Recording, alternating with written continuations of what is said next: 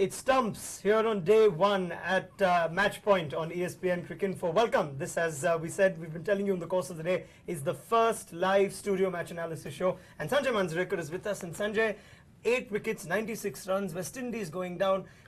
Were you surprised with the way they just suddenly capitulated? To an extent, yes, because we were talking about India's bowling attack being a little inexperienced. And look at the seamers that India had. You know, one man making his debut, other who played last year. Even in the spin department, there's not loads of experience. So on that front, tremendous job by East Indies. You know, there was a time, India was East Indies. So better day for them, and clearly, I mean, they have surpassed expectations. Yeah, we did talk about how the West Indians were no pushovers in the morning because of their batting. You know, the likes of Gale and Chandrapal and Samuels. If you talk about Marlon Samuels, just quickly, he came out after lunch and he looked good, and eventually just never looked in command. And Mohammad Shami was the factor. Was it just excellent bowling by India, or did the West Indies make a lot of mistakes? Combination of both. And there is also an important thing that you've always got to look at in a contest. Not too many people would want to say that. It's also about ability, not necessarily about execution and things like that. So yes, once Chris Gale was gone for 18, I think that was a huge wicket. Because what Chris Gale does, if he gets a 40 or 50, is a guy who believes that he can beat the world. There aren't too many in the lineup there who would feel that, you know, they have the skills or the self-confidence to, you know, dominate. They're all looking for self-recognition. They're still finding their feet, apart from guys like Chandrapal and Chris Gale. Yeah, absolutely. Just looking at the numbers, then 234 is what the West Indies were dismissed for after they came in at 107 for 2 after lunch. So it was a sudden batting collapse, one that could have been foreseeable if they would have lost those key wickets. And Shivnarayan Chandrapal had that labouring innings of 36, bowled by Ashwin. As you can see, Mohammad Shami made the important inroads, got Samuels, then got Ramdin, that got Sammy in, and there were question marks. We saw a couple of questions during lunch as well, Sanjay, on people surprised that the West Indies played that batsman short. So yeah, that's the batting card for the West Indies for you. 234 all out. Lovely little line of Shane Shillingford. You'll remember this LBW Tendulkar in this game. Mohammad Shami, he's highlighted there. You can see 17 overs, 4 for 71. I think we must throw it immediately to you, Sanjay. Where did he make the difference? Where was he so good after lunch? The pitch helped him in the sense that you know, it's a rough pitch, which Arun Lal also told us this morning, and it tends to get the ball rough quickly. You know, these masters of reverse swing are always looking at the outfield. They look at the nature of the surface, because the ball keeps hitting the leather, it roughens up, and then they can work on the other side and get that reverse swing going. And when the bounce is also on the lower side, reverse swing just has that much more of an effect. That's why you see reverse swing playing such a big part in the subcontinent. Waqar Yunus, Wasim Akram, you know, even in their form, weren't quite keen to go to Australia and exercise their reverse swing because the bounce in the pitch just helps the cause. So yes, a low bounce helps Shami, and I think he's got that kind of a bowling action where he's able to get that reverse swing and utilize it a lot better. And footwork of the West Indian batsman then came into play. Yeah, let's get a little more into detail about Mohammad Shami, and we really dissected Bhuvaneshwar Kumar to the fullest that we could. But Mohammad Shami is an interesting talking point, because in a little while we'll show you the comparison on how India now have 2 bowlers, both of whom can be effective at different stages of the innings. But Mohammad Shami, when he bowls up, he doesn't look the most fluent. You know, if you compare him to maybe Umesh Yadav, who's a lot more fluent in action but not as accurate. So what makes up for the fluency? What are his actual strengths when he runs up to bowl? It's quite easy, you know, viewers also will be able to see it. They don't need an expert like me to tell them. But you can see when Bhuvaneshwar Kumar runs in, there is that purpose in the run-up. He runs in, gathers speed, and then builds up at the delivery action, and nice you know, action going in that narrow corridor, as I keep saying. Mohammad Shami is more of a guy who is just looking to reach the stump. There was a little more purpose today, I thought. You know, I've seen in some of the other matches where he is almost like, you know, not trying to run, but just completing a formality. And I think all his bowling is just about that right arm and the wrist. There's a strong arm that comes through, but his greatest strength, which I keep stressing on, is the wrists that come into play, because that gives him that extra thrust. You know, the ball is right behind his wrist and his fingers right behind the ball. In fact, I've got this ball to demonstrate. So the thing with him and with a lot of Pakistani seamers is when they release the ball, you know, the fingers and the whole arm is right behind like that. You can see, and that's how this ball gets the greatest thrust forward. Just imagine if I'm releasing it in this fashion. Now this is what our friend Ishan Ishan Sharma does. Okay. You know, where Mohammad Shami goes like this, Ishan Sharma for some reason goes like this. It's like, you know, if I have to give you a slap. If I yes, have to, Sanjay, yes. fiction.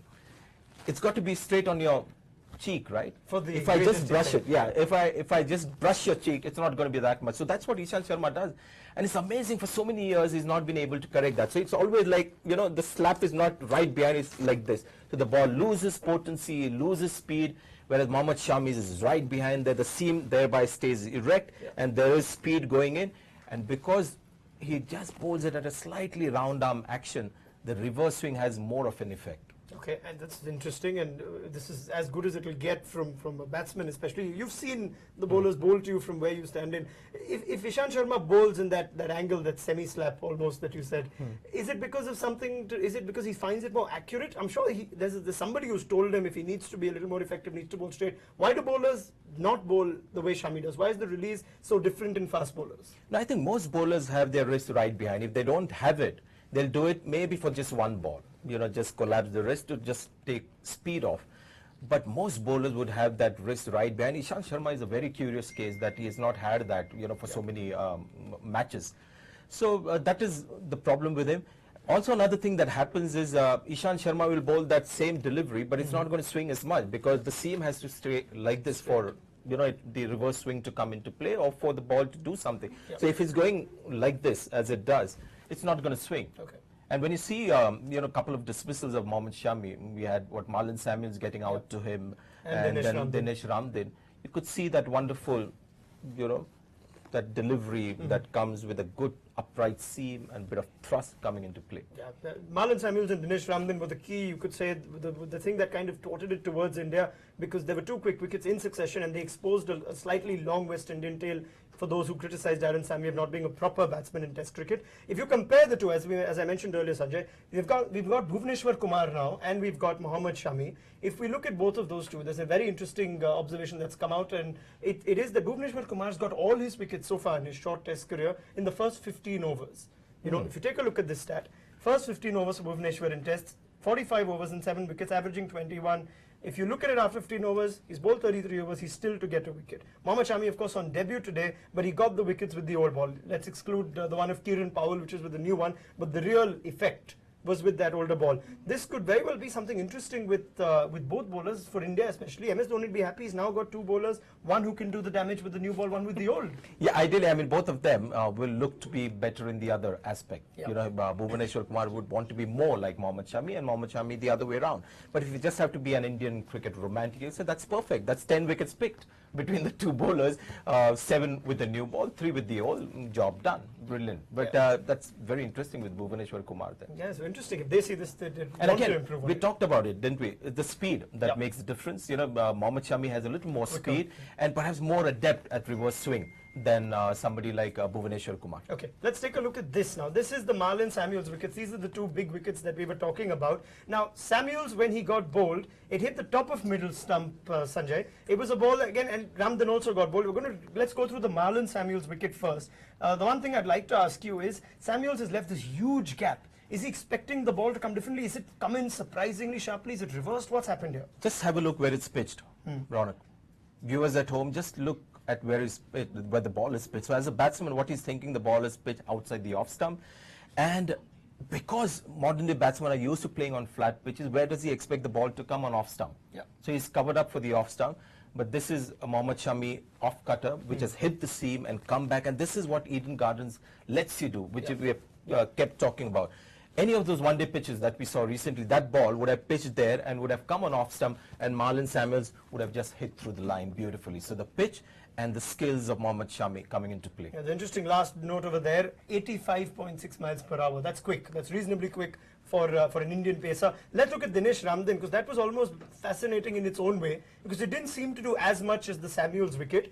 Ramdan, you could really discredit the batsman for playing a poor shot over here, or credit the batsman playing a poor shot. Mohammad Shami bowls, I think you were talking before we went on air, it's something to do with the release which has confused Ramdan. What is that? Yeah, it is not as exaggerated as a Wakarianist would have done, or an Imran Khan when he used to bowl those famous in-dippers, where they would throw the ball outside the off stump. So midway on the pitch, the ball would be wide outside the off stump, so the batsman is thinking, oh, this is a ball outside the off stump, so I'm going to prepare myself to play a cover drive or a square drive, Late cut and and run suddenly instead, there's yeah. that in dipper or the late swing. Here again, I think Dinesh Ramdin made a very early commitment, early decision in his head when he saw that ball coming from outside the off stump. Okay, he thought, I can just run this down to, third man or towards point, but the ball came back in. A good player or a set batsman would have expected that ball to come a lot closer, and there it is. That is what has happened. And he's only gotten faster. He's 88.1. We've got back to the Samuels one. I think one interesting thing we noticed in the Samuels wicket, you can see the balls hit the top of middle stump. And after that, Marlon Samuels did a Tendulkar of sorts, collapsed literally on the pitch. He had his glove on that. I've seen Tendulkar crouch. I've never seen him with his hand on the pitch. Now, Samuels has gone down. Why is it that he's expecting this ball higher, or is there less a little bit of antique? What happened? Nobody picked it up. Yeah, antique. I think we sportsmen, when we were kids, remember, I mean, if you get out, you would have an excuse for it. Yeah. Something happened there. So sometimes it doesn't leave us, that childish instinct inside us. We're still playing bat and ball game at the age of 35, 40, so there is a child in every cricketer still. You get away with it at Harris Shield And it's a Tendulkar farewell series, right? Samuels is a little tribute to Tendulkar in the most innocuous way. All right, Mohammad Shami, you can see where he's bowled throughout the innings now. Tell us a little bit about, this will tell you predominantly his line. With the release, it's all making the batsman play a lot more, isn't it? Yes, have a look at the 3 white balls in the stumps. And there's one that is white, that was to the opener, Powell, which is a bouncer. But that is going to be his strength, and that's where he's slightly different from Bhuvaneshwar Kumar. Lots of his balls are finishing up and hitting the stumps, which means straight away, he's always a guy who will get leg befores and clean bowls a lot more than some of the other bowlers. So that's another thing that's going for him. On a low bouncing pitch, with that kind of a length, you'll have the balls hitting the stump. The same length in Australia and South Africa, you'll find the balls sailing over the stump. So good length to bowl on a pitch with low bounce. Yeah, and we saw that one delivery, like you said, to Powell. He does have the bouncer in his arsenal as well, which is more effective than that of Bhuvaneshwar Kumar. Do you think he needs to utilize that a little more, or just stick to what he's doing this early in his inning? No, that was very smart, Raunak, what he did. When he saw, the ball was hard, it wasn't swinging that much, he used the hardness of the ball to get the bounce.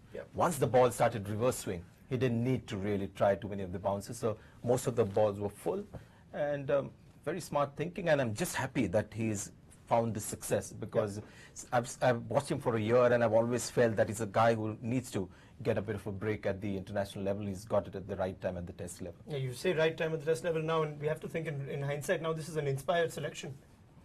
Yes, I think the inspired selection, not so much having him in the squad, because I think he deserved to be in the squad, is choosing him over Umesh Yadav. Here I want to make a point about something that fans don't see, or media doesn't see as much, is what you do in the nets. The captain and the coach are watching all their players very closely before the match.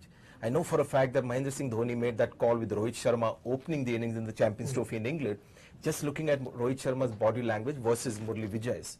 And here again, I'm sure in the last 2 days, in preparation of this test match, Mohammad Shami was winning fans, with the way he must have bowled in the nets, and Umesh Yadav may have not looked as convincing. That could be the only plausible reason that, he played ahead of... but we don't know whether it was the selector's decision or more the captain and coach. Yeah, there used to be this thing when we used to play in school cricket. Most of us used to perform very well in the nets. It was the matches that we never did well in. So most coaches would categorize you as a king of the nets. The lingo was a little different. It was Marathi and Hindi in Bombay. But if you're a king of the nets in this Indian team, you might very well get your break in international cricket. So yeah, an inspired selection, as it turns out, Mohammad Shami. And India will be very happy that they've got a bowler who can do it both ways. Again, we're taking a look at his pitch map. Decent to both right-handers as well as left-handers. So he's not got a problem or a favourite, to bowl to in particular. He's quite comfortable with both. That's a pretty good gift to have as well. Yes, also on this low bouncing pitch, the length is not too bad, because even short of length balls are going to go and hit the stumps. So you'll get those leg befores and balls, and he has made few attempts to get the batsman to drive as well. So quite a few balls, especially to left-handers, when he was getting the ball to go away, getting them to drive. So yes, excellent bowling. So there's Mohammad Shami. One last thing I'm going to ask you about him is, because this is surprising when we spoke about it before we went on air.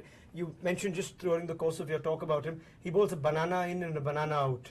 So I've never heard that lingo before. Tell us what that lingo is. It's supposed to be pretty popular in cricket. Yeah, banana swing is a term that we used to have in the 70s, 80s, 90s. You're much later than just about that. You've got that. Banana swing is basically, like a banana. How it's the shape. So the swing is like that. Now, what was interesting, and we were talking off air as well, is that very often you see the reverse swing being big in swingers. Waqar Yunus and Imran Khan and Wasim Akram, big sort of balls coming back in. But why not use the same kind of theory to bowl the big outswingers? You know, just switch sides with the reverse swing and get the ball to go in that direction. I've asked that question of people like Wasim Akram or Waqar Yunus, and they said it's not exciting enough because it doesn't swing as much. The in-swinger tends to just come in a lot, so it just has a more of a dramatic effect on the batsman. When they switch sides and bowl the other way, it just gives you a little token outswing. But today, after a long time, we saw Mohammad Shami do that. Switch sides and bowl the sort of outgoing full-length delivery. We've seen Anderson do it, but the length is much shorter. I think the last thing I want to ask you, you seem to know it all. Did you ever consider not being a batsman? Taking the other thing up. You know, the thing is, you know, I was fascinated by bowling. Even, you know, when I was playing cricket, once I would finish my batting, I would just stand behind the stumps and watch bowlers bowl. And I loved captaining sides, and the most challenging and the exciting bit was to get the bowlers to do, you know, what I thought would trouble batsmen. So I would think like a batsman, what wouldn't I like? And I would get the bowlers to also try and do those kind of things. So it's a fact. I don't know the techniques of bowling that much, but I know where bowlers can get wickets of batsmen, being a batsman myself. All right, great. So there you've heard it all from Sanjay Manjrekar. We've dissected both of India's successful pace bowlers today. The other thing, of course, of Mohammad Shami is the impressive performance on debut. And that's something which if you could give him credit for. He happens to have picked up 4 wickets today, a 4 for 77, I think is what he's got, 4 for 71. And he becomes a pretty successful bowler after a very long time in the first innings. You could see the company he's in. Abid Ali and Nisar, if you take Venkatesh Prasad, they're going a long time back. Even Venkatesh Prasad, you'd be going a long time back now. So it's a good thing. He features with a decent bunch of bowlers there, Sanjay. Long time back, huh, Venkatesh Prasad? For me, at least, a little bit. With the greatest respect to Venkatesh Prasad, he's got Abid Ali. I understand Nisar, Abid Ali, long time back, Prasad. We've got to get a more senior presenter here. I'm just feeling too old in your company. But you know what I love about such lists is that some names come forward and you know you revisit all those people and you just think about the Abid Ali, who would have been great on this kind of a pitch. You know what his great strength was? Low bounce. You know, to get the ball to go under the bat. You know, that kind of a fast bowler. It was so great to see him there. And there's also Debashish Mohanty, who had a couple of good seasons for India. He would get the ball to sometimes banana swing. Debashish Mohanty, of course, I think 99 World Cup he did pretty well. So I remember some World Cups dating back to when I was 9. He also hails from the same town as the editor does, Debashish Mohanty. I see, okay. So must be a great cricketing mind, you think. Anyway, let's move on. India batted as well. 37 without loss is what they made. They seemed solid. Shikhar Dhawan, Rohit Sharma. One thing that we observed, Sanjay, that I think I must put to you, were you surprised with the way Darren Sammy handled his bowlers, taking Tino Best off early? Sometimes there is overthinking. I think very often captaincy should be about just watching the two batsmen and give them what they don't like. It can be as simple as that. Just look at the batsman and see what he's uncomfortable with. Shikhar Dhawan gets a ball in the ribs. And you can see he's called for a drink, he's taken some time off, and that bowler has just bowled 2 overs. And what he sees in 5 minutes later, he's got Shillingford bowling off spinner. However good the spinner is, however good his form is, think like a batsman. Would Shikhar Dhawan have preferred at that time Tino Best or Shillingford, or for that matter the left arm spinner bowled later?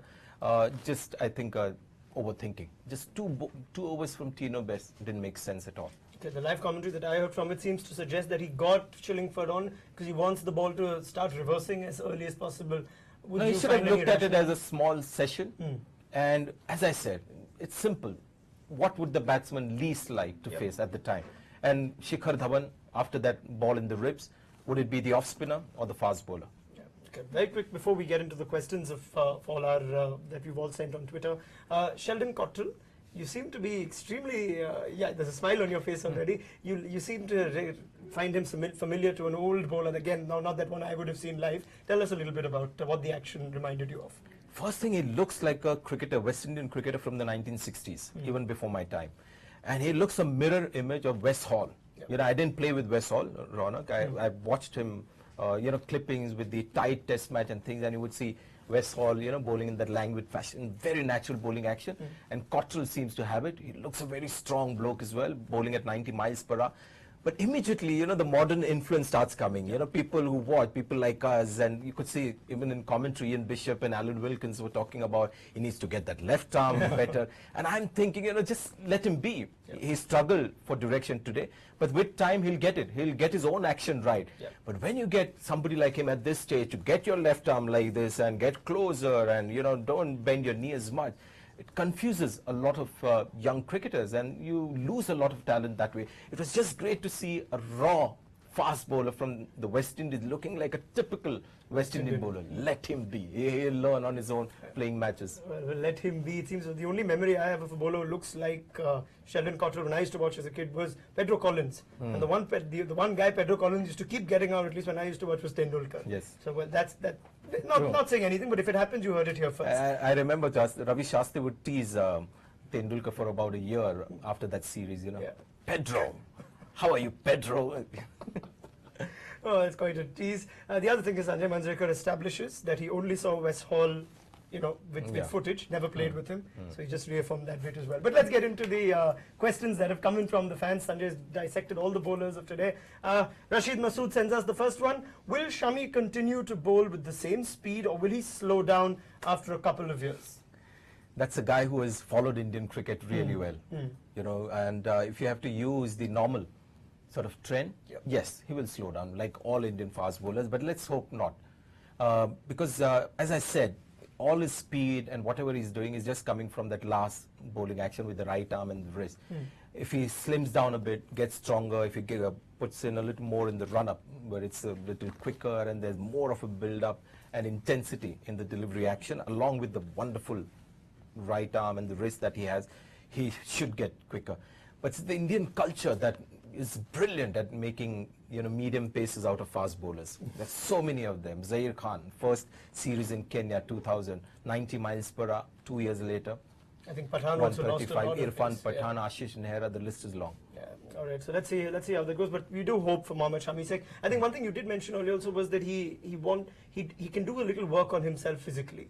Yes, I think so, because you know, these are guys, but he's worked on the most important thing about his game, which is skills. So I don't mind somebody who is slightly unfit coming at the highest level, but he's got his skills in order. Because working on fitness is very easy. It just needs a year or two working with, you know, proper people and just Would Zair Khan agree with you? Yes, I mean, Zair Khan needed to be dropped to know that fitness was important, but skills far more important. And it's good. It's rather have somebody who's bowled a lot of overs than, you know, hours in the gym. All right, so let's hope that he does improve on his pace. Let's take the next question from fans. Siddesh Joglekar. What are your memories, Sanjay? I'm guessing it's Sister Sanjay. Just says what are your memories, but what are your memories, Sanjay, fond or otherwise, of the Eden Gardens? Okay, Siddesh, what I can tell you is that if you have an experience of playing at the Eden Gardens, I mean, it's unparalleled. And as a young boy, you know, when you're 20 years old, 22 years old, first exposure in front of 90,000 people, that time there used to be 90,000, the sound every time you hit a boundary and the noise that would immediately come. That kind of feeling you never get after you retire from the game. You know, there are highs that you get with your kids' success, some family moments that you enjoy, but, you know, that high as a performer is something that you never get after you retire, and Eden Gardens was a master, you know, at giving you those kind of moments. Tremendous craze, and there's also another side to Eden Gardens. You better play well at the Eden Gardens, otherwise you're in trouble. I had a couple of matches there. There was one match where I got 100, not an international match, and when I came back and won the game for my side, huge applause and things like that. The next day I got a typical Sanjay Manjrekar, 8 runs of 42 balls and things like that, and got dismissed. And I'm telling you, some pieces of fruit were thrown to me. I could have made a nice fruit salad out of it, but you know, that's how they are. They want cricketers, but they better be successful, otherwise we don't like them too much. You sure it wasn't a sign from the crowd saying banana swing? That what they threw to you, was it? All right, okay, so that's it. Do you think we've got one more question? Is it 2 more questions is what we've got? Thank you for your question, and Sanjay is reliving his memories, of course, of the Eden Gardens. Harshal Sharma sends in the next one. Who should be opening the batting with Dhawan? The man in form, Rohit, or should India continue with Murali Vijay? I think everyone's just not stopped going after Murali Vijay. But it's an interesting one. If Rohit Sharma's future lies at the top of the order at all? Yeah, I think it's a common mistake that all of us make when we confuse one-day cricket with test cricket too much. You know, sometimes, yes, you know, like Saurav Ganguly made a good comment this morning on air, saying that the kind of confidence they have currently from 50 overs cricket, it's got to spill on to test match cricket, which is true. But Murli Vijay, 400 and over runs in the last test series, and Rohit Sharma all the runs at the top in 50 overs cricket. Rohit Sharma is saying that he loves opening in, the new role of opening, but opening in test match cricket and 50 overs cricket is completely different. And I don't think Rohit is naturally an opening batsman. Maybe in limited overs cricket he can pull it off. So for me it's a no-brainer. It's got to be Murli Vijay till he actually convinces us that it doesn't belong there. Then we start looking for another opening batsman. All right, so let's see that's Sanjay's thoughts on who should be opening which Shikhar Dhawan. We've got one more. Let's take a look at the final question before we take a look at the summary. How do we get Chandra's wicket? Now this is something that I think we got in earlier in the day as well. He's already been out. Now that's Chandra's, the percentage. I think you've got to tell... I think Chandar would be, I think we're referring to Shivnarayan Chandrapal. I'll just make that, I'm reading the social media lingo. So he's been caught 64%. You could see that's pretty much, if you're not out bowled in LBW, a lot of people say you're a good player. Today he got bowled to Ashwin. So that was one way of getting him out. Firstly, tell us how Ashwin managed to work it out. And answer Shreyan Shukla's question, how do you get Shivnarayan Chandrapal aka Chandra's wicket? I think that came, as you said, in the afternoon. And my plan was to address that question and say, I don't know. I don't have all the answers. And sometimes, you just sort of resign to the fact that some people don't get out and, attack the other batsmen. But today I think we got a fair idea that round the wicket, whether it's a seam bowler or whether it's a spinner, you can trouble him. We talked about Ishant Sharma bowling round the wicket to Chandrapal in the last series, and he was getting trouble, tends to play inside the line a bit, and that's what happened. And I think, Ashwin should consider that as the best wicket he's taken in his entire career, because he's gone through the defense of none other than Shivnarayan Chandrapal, who doesn't get out. Absolutely. He's the wall of West Indies, and he's gone through it with a beautiful delivery, clean bowl. I got some supply of intelligence as well from our great support staff here, who tell me that in 2011, Ashwin got him out twice. I think it was leg before, or with the ball coming back in. So maybe this time Chandrapal was looking to cover that line in and just played far too inside the line to get bowled. Yeah, because you look at the wicket itself, it didn't seem like the pitch did much or the ball did much, just played down the wrong line. Yeah, so he had made his, that's a great man thinking. He remembers from what happened last time. Ball's coming back in, Ashwin doesn't spin the ball too much, especially around the wicket, so played for the ball that wouldn't turn. Unfortunately, it turned. So very quickly, if he is to redress an issue of bowlers coming around the wicket, this is a good one. Technically, what can he do differently? Yeah, I think what he does really well is that he wasted the last minute to make contact with the ball, and I think his options are open. You'll see him quickly now, having the same kind of posture, waiting, but make the last minute adjustment. That is. And do you think his stance has got even wider and easy? Something that I just felt it just got even wider. It's more animated. Going further away from leg stump, you think, or it was my observation, just as a lay observation. I don't have much credit to my observations. But did you think so as well? Yeah, I thought he's getting further away from that leg stump. I don't know where he'll end up after 5 years. He'll probably take guard from the leg umpire perhaps in the future. You never know. Okay, so Shivnarayan Chandrapal is out today, and India are the ones that go home happier. Day one of the India-West Indies series, not the Tendulkar series, the India-West Indies series, which has a lot to do with Tendulkar, is underway, and day one definitely belongs to India after dismissing the West Indies for 234. They've ended up with 37 without loss.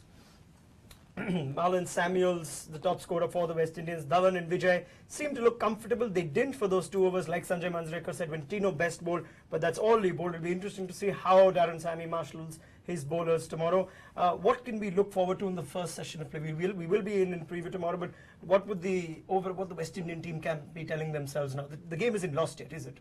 No, but it's a weakened bowling attack. They've lost Kumar Roach, they've lost Ravi Rampal, so it's a bowling attack that will get tested. I was impressed with Shillingford's bowling, but they'll just have to pull up the socks and come hard at the Indian batsmen, bowl quick. That's what you do best. West Indies try and do that. Tino Best has to come in and bowl quick and hopefully get some early wickets. Otherwise, it could be a hard, long grind, because you're looking at some batsmen in some serious form. Maybe in another format.